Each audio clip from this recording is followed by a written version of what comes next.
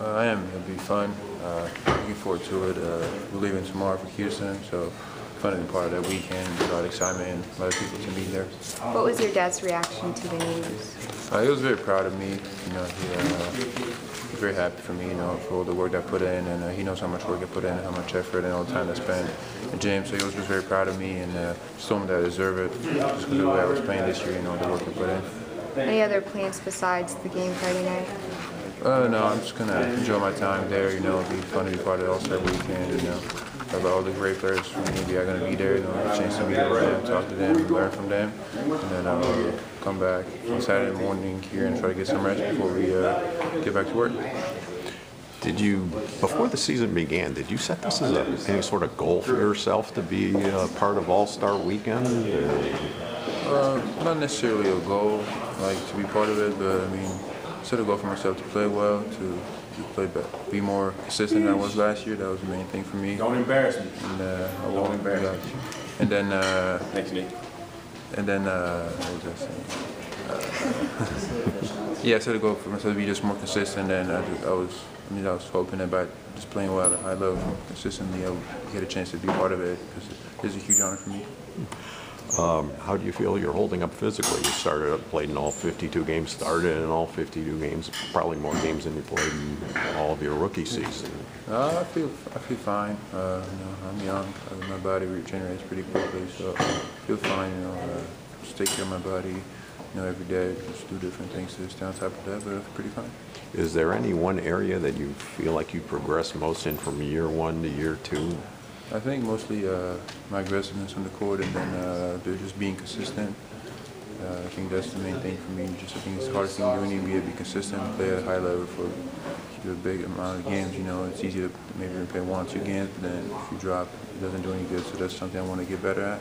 Be consistent, and just when I go out there, just be aggressive. Don't think it's too much about the game. Just play, and then good things will happen.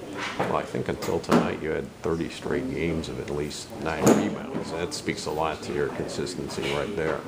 Yeah, the rebound's something I do pretty well, because of my size, and then I just have a good feel for the game, I have a good feeling where the ball is going to bounce off, and just go hard and try to grab it. Tonight it wasn't the best game we had as a team, and me neither, so when I was getting better, I just feel like rebound's something I can do every night, no matter how the game goes.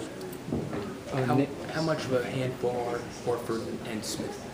They're big load. They play well together. They're hard to guard. They're good players, and been in the league for a while now. So it's tough, big matchup to play against. But also because they've been playing for a while together, so they know each other really well. They work together well, so it's hard.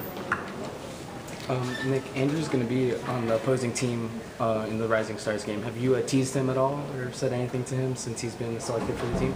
We made a deal. When he catches the ball, I let him score it. On the other hand, he let him score. That's really the only thing we talk about it.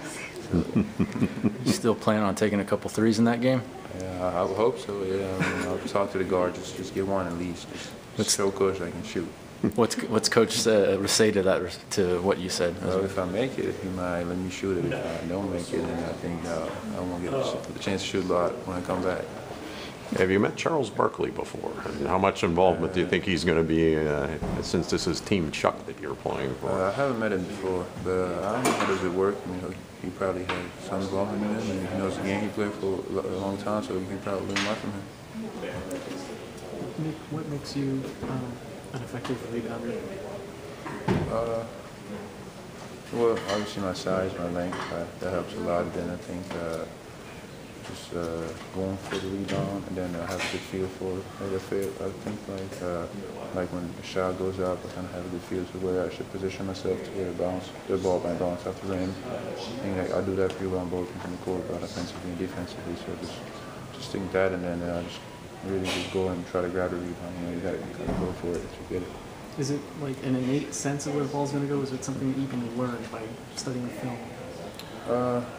You can maybe learn a little bit, but I think it's really mostly natural.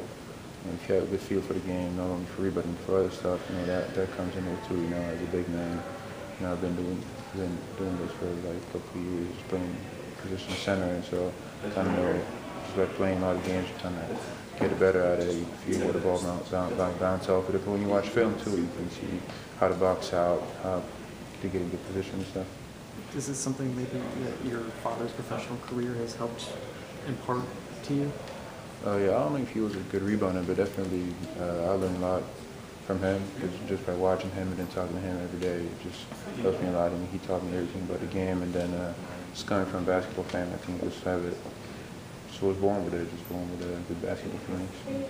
Is he coming to Houston at all, or has he ever been to Orlando at all this season? No, he hasn't been yet. He'll come here sometime, probably in March, I think. I don't know yet. He has to decide when he'll fly from there. He's not a huge traveler, so it takes some time for him to get ready.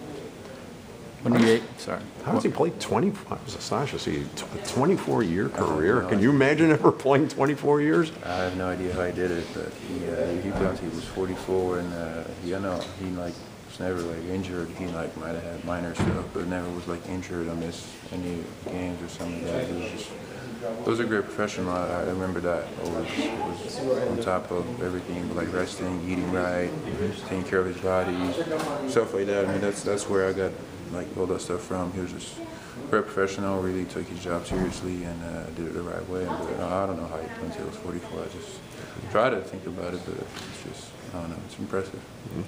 Would you say your dad is your biggest critic? And if so, how often and by what means do you communicate with your dad right now? Yeah, he's definitely my biggest critic. You know, it's good or bad. He always tells me stuff, what I can do to improve, what I do well. So he always talks to me, and we talk almost every day. You know, I got him League Pass, which wasn't very smart because now he can watch all my games and critique me a lot. He watched all the games like next morning when he wakes up and just tells me what I did good, what I did wrong. But there's more stuff wrong than good all the time. So, you know, he helps me a lot. I mean, he's really like my personal coach, my best coach. You know, he helps me a lot. He's always honest with me. He like tells me the way it is, and he really helps me a lot. If it wasn't for him, I don't think I'd be here today. You guys good? Thanks, Okay. Nick. Okay. Thanks a lot.